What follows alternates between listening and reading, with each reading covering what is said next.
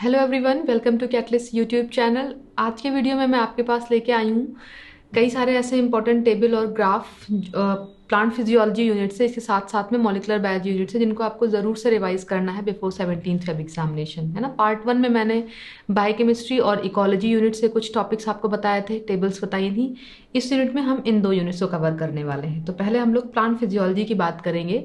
इसमें देखिए जो डायग्राम मैंने लिया है, इसमें हम लोग अलग अलग टाइप के जो फोटो सिस्टम आपके इलेक्ट्रॉन ट्रांसपोर्ट चेन में जो डिफरेंट टाइप के कंपोनेंट्स इन्वॉल्व होते हैं, PS1 PS2 ATP synthase, cytochrome B6F complexes, इनकी लोकेशन क्या होती है, कौन सा आपका एप्रेस रीजन में होता है, कौन सा नॉन एप्रेस रीजन में होता है, कौन सा आपका इवनली डिस्ट्रीब्यूटेड होता है। ठीक है, तो इस पार्ट पे 4 to 5 क्वेश्चंस आपके एग्जाम में पूछे जा चुके हैं केवल इस कॉन्सेप्ट पे। तो ये डायग्राम को अच्छे से रिवाइज कर लीजिएगा कि PS2 एप्रेस रीजन में क्यों है, PS1 ATP synthase non appressed region में क्यों है।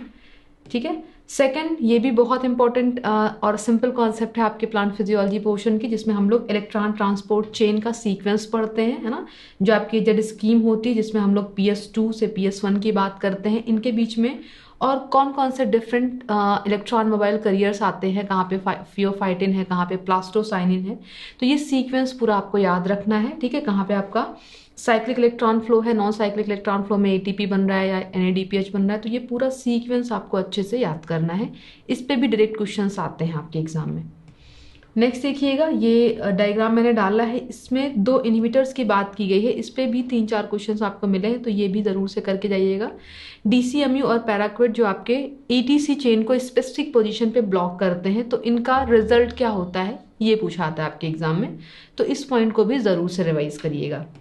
नेक्स्ट देखिएगा, ये मैंने लिया है डार्क रिएक्शन से लिया है, जो आपकी फोटोसिंथेसिस की डार्क जिसमें जिनको हम लोग 3 स्टेप में डिवाइड करते हैं, कार्बोक्सिलेशन, रिडक्शन और रीजनरेशन। ठीक है, तो इन स्टेप्स में पहली चीज तो कितने स्टेप्स होते हैं, दूसरी चीज इन स्टेप्स में कौन सा प्रोडक्ट बनता है, ये पूछा आता है आपके एग्जाम में। कई क्वेश्चन है आपके केवल इस डायग्राम से। ठीक है, इसके बाद अब आपका जब DHAP बनता है, ट्राइओस फॉस्फेट, तो वो स्टार्च में कहाँ पे कन्वर्ट होता है, सुक्रोज में कन्वर्जन के लिए ये सेल के किस कंपार्टमेंट में ट्रांसपोर्ट किया जाता है। तो इस पार्ट पे भी कई क्वेश्चंस आपको मिलने वाले हैं, इसको भी जरूर से रिवाइज करिएगा। नेक्स्ट टॉपिक देखिएगा, इस पे भी रिसेंटली कई क्वेश्चंस आए हैं आपके एग्जाम में। ये टॉपिक आपका है फोटो रेस्पिरेशन का। ठीक है, जो जनरली हम लोग को C3 प्लांट्स में देखने को मिलता है। इसमें आपको रिवाइज करना है कि लाइक इसमें कितने सेल ऑर्गेनेल्स इन्वॉल्व होते हैं, CPM, क्लोरोप्लास्ट, पेरोक्सिसोम और माइटोकॉन्ड्रिया। क्या सीक्वेंस इनका होता है, सीरीन कहाँ पे बन रही है, ग्लाइसिन कहाँ पे बन रही है, ग्लाइकोलेट कहाँ से ट्रांसपोर्ट हो रहा है। तो ये सीक्वेंस आपके एग्जाम में पूछा गया है, प्लस इसका जो एंड प्रोडक्ट है वो भी, है ना। तो ये डायग्राम को भी अच्छे से रिकॉल कर लीजिएगा। नेक्स्ट देखिए, मैंने C4 साइकिल का डायग्राम डाला है। C3 सिंपल है, सारी प्रोसेस मेसोफिल सेल में हो रही है। C4 पे क्वेश्चंस आते हैं आपके कि इसमें जो आपका पेप कार्बोक्सिलेज कॉन्सेप्ट है कि पेप CA जिसमें फर्स्ट पोर्शन में होता है, प्लस 2 सेल्स आपकी होती है, एक मेसोफिल सेल और दूसरी बंडल शीट सेल। तो कहाँ पे रूबिस्को आपका है, ठीक है, किस जगह पे रूबिस्को एंजाइम आपका इन्वॉल्व होता है, किस जगह पे पेप कार्बोक्सिलेज इन्वॉल्व होता है, मैलेट कहाँ से कहाँ ट्रांसफर होता है। ये सारा जो सीक्वेंस है ये भी आपके एग्जाम में बहुत पूछा आता है, तो इसको भी जरूर से रिकॉल कर लीजिएगा। नेक्स्ट मैंने टेबल 1 डाली है, इस पे भी क्वेश्चंस आपको जरूर मिलने वाले हैं। इसमें मैंने आपको C3 एंड C4 का कंपैरेटिव अकाउंट दिया है कि C3 प्लांट की क्वांटम यील्ड कितनी होती है, C4 की कितनी होती है, किसका सैचुरेशन पॉइंट कम है, किसका ज़्यादा है, कौन सा लाइट टॉलरेंट है, कौन सा टेम्परेचर टॉलरेंट है, CO2 की कॉन्सेंट्रेशन बढ़ाएंगे तो किस पे क्या फर्क पड़ेगा। इस तरीके की जो कंपैरेटिव अकाउंट की टेबल है, इसको भी ज़रूर से करिएगा। इस पे भी क्वेश्चन आपके एग्जाम में पूछे जाते हैं। नेक्स्ट देखिए, ग्राफ मैंने डाला है light response curve in C3 and C4 plant. अभी आप, है ना, रिसेंट पेपर्स में देखें तो जो CO2 रिस्पॉन्स कर्व है, लाइट रिस्पॉन्स कर्व है C3 एंड C4 प्लांट का, उस पर खूब क्वेश्चंस आते हैं। तो इन ग्राफ को भी रिवाइज कर लिए, किसमें कंपेंसेशन पॉइंट कम होता है और किसमें ज़्यादा होता है। ठीक है, तो ये कॉन्सेप्ट को भी एक बार ज़रूर से रिकॉल कर लीजिएगा। ठीक है, ये सेकंड मैंने CO2 रिस्पॉन्स कर्व डाला है कि अगेन, है ना, किसका ग्राफ किस तरीके से है, किसमें CO2 की कॉन्सेंट्रेशन बढ़ाने पे चेंजेस आ रहे हैं, इंक्रीज हो रहा है, लाइक C3 प्लांट में किसमें आपका कांस्टेंट कर्व है, कोई चेंज नहीं आ रहा है, किसमें कंपेंसेशन पॉइंट आपका ज़्यादा है और किसमें कंपेंसेशन पॉइंट कम है। तो ये ग्राफ भी पूछे जाते हैं आपके एग्जाम में, इनको भी ज़रूर से रिकॉल कर लीजिएगा। नेक्स्ट टॉपिक जो मैंने लिया है ये आपका नाइट्रोजन फिक्सेशन के चैप्टर से है, जिसमें कई सारी चीज़ें पूछी जाती हैं, स्पेशली जो एकदम मेमोरी बेस्ड एक चीज़ आती है आपके एग्जाम में, जिसमें कि आपको अलग अलग बैक्टीरिया के नाम दे दिए जाते हैं और आपसे पूछा आता है कौन सा सिम्बियोटिक एसोसिएशन शो कर रहा है, कौन सा फ्री लिविंग बैक्टीरिया है, प्लस कौन सा किसके साथ सिम्बियोटिक एसोसिएशन शो कर रहा है, कौन सा डीनाइट्रीफाइंग बैक्टीरिया है। तो ये जो टेबल है ना, इसको ज़रूर से रिकॉल कर लीजिएगा। अगर ऐसे मैचिंग वर्ड वाले क्वेश्चंस आते हैं तो वो सॉल्व कर पाएंगे आप। नेक्स्ट लिया है मैंने जो टॉपिक किया आपका सेकेंडरी मेटाबोलाइट से है, जो स्पेशली डिफेंस मैकेनिज्म में इन्वॉल्व होते हैं। इसमें एक कॉन्सेप्ट आपके एग्जाम में बहुत फ्रीक्वेंटली पूछी जाती है, जो 3 टाइपोलॉजी आपकी होती है, टर्पीन्स है ना, फिनोलिक कंपाउंड्स और नाइट्रोजन कंटेनिंग कंपाउंड्स। तो इन सभी तीनों जो सेकेंडरी मेटाबोलाइट्स हैं, इन तीनों को बायोसिंथेसिस के जो पाथवेज होते हैं वो अलग अलग होते हैं। कुछ सिग्मिक एसिड से बन रहा है, कुछ मेलोनिक एसिड से, कुछ मिवेलोनिक एसिड से, कुछ मेथिल एथेटॉल फॉस्फेट पाथवे आपका MEP पाथवे होता है उससे बन रहा है।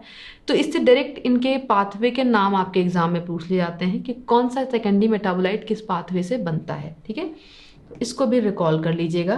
प्लस टर्पीन की बायोसिंथेसिस में जो इंटरमीडिएट्स बनते हैं, जो प्रिकर्सर होता है, इस पे भी क्वेश्चंस आते हैं। ठीक है, GGDP कहाँ बन रहा है, फर्नेसिल डाइसफॉस्फेट कहाँ पे बन रहा है, क्या सीक्वेंस है, क्या प्रिकर्सर है, इस वाले जो है चार्ट को भी जरूर से कर लीजिएगा रिकॉल। ठीक है, नेक्स्ट मैंने कुछ और एक आध कॉन्सेप्ट डाली जिससे फ्रीक्वेंटली अभी आप 3-4 बार के एग्जाम को के पेपर्स को देखो तो आपको ज़रूर से क्वेश्चंस मिलने वाले हैं। एक कॉन्सेप्ट है आपकी जिसमें हम लोग different type of photo receptor का रिस्पॉन्स देखते हैं, फोटोमॉर्फोजेनेटिक रिस्पॉन्स के टर्म में, कि लाइक इन फोटो रिसेप्टर पे जब लाइट्स फॉल करती है तो कैसे कैसे डेवलपमेंटल रिस्पॉन्सेज देखने को मिलते हैं। तो उसी में एक कॉन्सेप्ट आपकी है COP1 प्रोटीन से रिलेटेड, है ना, कि ये कैसे HY5 के डिग्रेडेशन को लीड करता है ना। तो ये कॉन्सेप्ट आपकी बहुत इंपॉर्टेंट है कि डे टाइम पे COP1 बाहर है ना, नाइट टाइम पे COP1 कैसे और प्रोटीन्स के साथ एसोसिएट होके HY5 जीन को डिग्रेड करता है और जो फोटोमॉर्फोजेनेटिक रिस्पॉन्सेज हैं उनको सप्रेस करता है। तो इस डायग्राम को बहुत अच्छे से रिकॉल कर लीजिएगा, कई क्वेश्चन इससे भी आपको मिलते हैं। ठीक है, नेक्स्ट एक और मैंने डाला है, ये भी आपका फोटोमॉर्फोजेनेटिक रिस्पॉन्स वाले फाइटोक्रोम वाले चैप्टर से ही है। इसमें दूसरे प्रोटीन की बात की गई है, क्रिप्टोक्रोम रिसेप्टर की बात की गई है, क्राइवन जीन की बात की गई है, जिसकी एक्टिविटी, जिसके CC टेल की एक्टिविटी जो है वो फोटोमॉर्फोजेनेटिक रिस्पॉन्स को इंड्यूस करती है। ठीक है, तो ये कॉन्सेप्ट पे भी बहुत अच्छे क्वालिटी 4 मार्क्स के क्वेश्चंस आपके एग्जाम में कई बार पूछे गए हैं। तो इस डायग्राम को भी जरूर से रिकॉल कर लीजिएगा। नेक्स्ट आइएगा, ये आपका जो डिफरेंट टाइप के प्लांट्स को है ना, फ्लावरिंग टाइम की जो रिक्वायरमेंट होती है ना, कि किस प्लांट को डे लाइट ज़्यादा चाहिए, है ना, नाइट ड्यूरेशन ज़्यादा चाहिए, उसके बेसिस पे हम लोग हर प्लांट को अलग अलग क्लासेस में डिवाइड करते हैं, SDP, LDP, LDP है ना, LSDP। तो इसमें आपको दिया गया है कि जो शॉर्ट डे प्लांट्स हैं और जो लॉन्ग डे प्लांट्स हैं उसमें ड्यूरेशन कितना आप देंगे तो किसमें फ्लावरिंग होगी, और अगर आप किसमें नाइट ब्रेक कर दे रहे हैं तो LDP में फ्लावरिंग रुकेगी या फिर SDP में फ्लावरिंग रुकेगी। तो ये एक कॉन्सेप्ट आपकी है, इसको भी जरूर से रिकॉल करिएगा। इस पे बिल्कुल स्ट्रेट वे ऐसे डायग्रामेटिक रिप्रेजेंटेशन वाले क्वेश्चंस आते हैं, जिसको अगर आपको कॉन्सेप्ट क्लियर है कि किसको शॉर्टर डार्क पीरियड चाहिए और किसको लॉन्गर डार्क पीरियड चाहिए, अगर इतनी कॉन्सेप्ट भी आप रिकॉल कर लेंगे तो भी इस पर्टिकुलर टॉपिक के क्वेश्चंस आप सॉल्व कर लेंगे।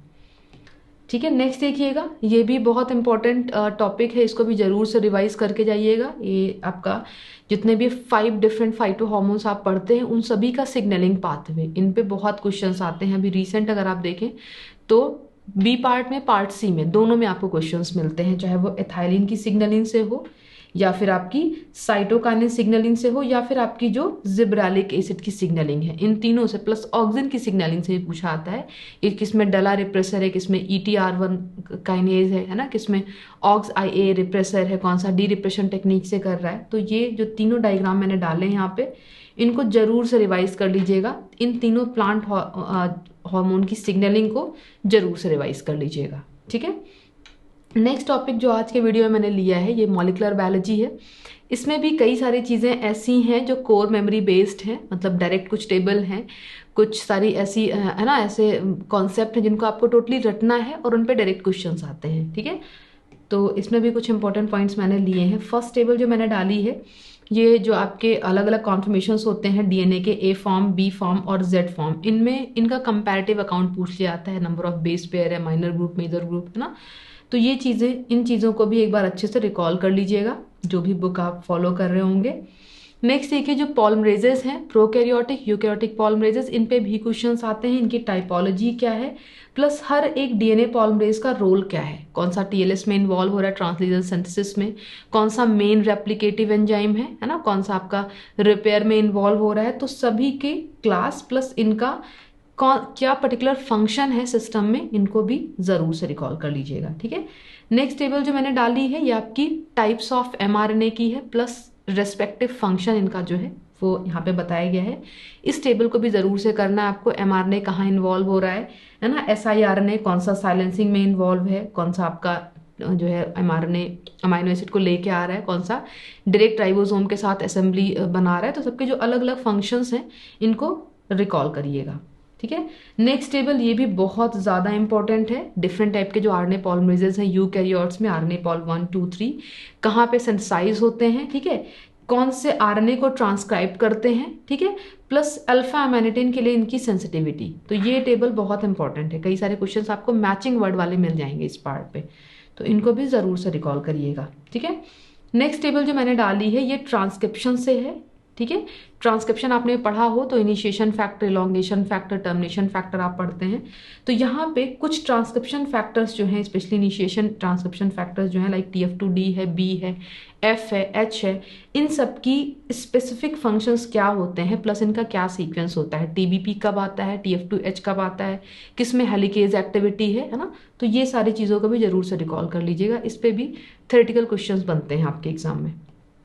नेक्स्ट देखिएगा, ये जो डायग्राम आपको दिख रहा है ये स्प्लाइसिंग से है। स्प्लाइसिंग में इसकी टाइपोलॉजी से आता है कि कौन सा ग्रुप 1 टाइप स्प्लाइसिंग में है, कौन सा ग्रुप 2 टाइप स्प्लाइसिंग में है, किस में आपका लैरिएट लाइक स्ट्रक्चर बन रहा है, कहाँ पे आपका लीनियर प्रोडक्ट बन रहा है। तो इस चीज़ को भी ज़रूर से एक बार रिकॉल कर लीजिएगा, प्लस इसकी जो मैकेनिज्म है उसको भी एक बार पढ़ लीजिएगा।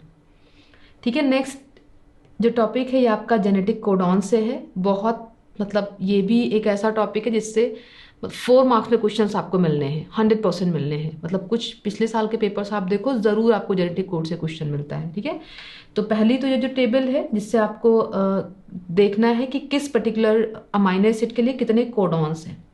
ठीक है, टायरोसिन के लिए कितने हैं, मेथियोनिन के लिए कितने हैं, और रेस्पेक्टिव कौन सा है, UAA किसको एनकोड कर रहा है, AUG किसको एनकोड कर रहा है।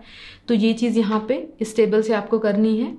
ठीक है, दूसरा मैंने डाला है कि mitochondria deviation from standard genetic codon. जो स्टैंडर्ड जेनेटिक कोडॉन्स होते हैं और माइटोकॉन्ड्रिया में जो उनका वेरिएशन आपको दिखता है, लाइक यहाँ पे आप देखेंगे UGA आपका स्टॉप कोडॉन है, लेकिन यहाँ पे क्या कर रहा है ना, अलग अलग कंडीशंस में अगर आप देखें तो इनका जो एक्सप्रेशन है वो अलग होगा। मतलब कहीं पे वो as a stop codon work कर रहा है और कहीं पे वो किसी अमाइनो एसिड की बायोसिंथेसिस के लिए रिस्पॉन्सिबल है।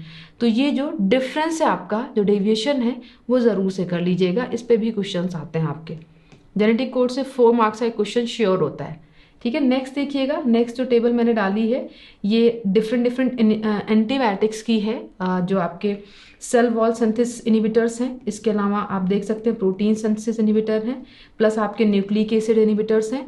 तो इनकी टेबल भी आपको याद करनी है कि क्लोरामफेनिकॉल कहाँ पे कर रहा है, पेनिसिलिन कहाँ पे कर रहा है ना, टेट्रासाइक्लिन क्या कर रहा है, या फिर आपका एमिनोग्लाइकोसाइड्स क्या कर रहा है। इसमें कुछ तो है जिन पे कई बार क्वेश्चंस आए हैं, लाइक अगर आप रिफेम्सिन की बात करें, अल्फा अमाइनेटिन की बात करें, ठीक है, टेट्रासाइक्लिन की बात करें, क्लोरामफेनिकॉल की बात करें, प्लस पेनिसिलिन है ना, ये आपके इतने मतलब कुछ 5-6 इसमें जो मैंने अभी आपको बताए, इनको तो ज़रूर से रिकॉल कर लीजिएगा।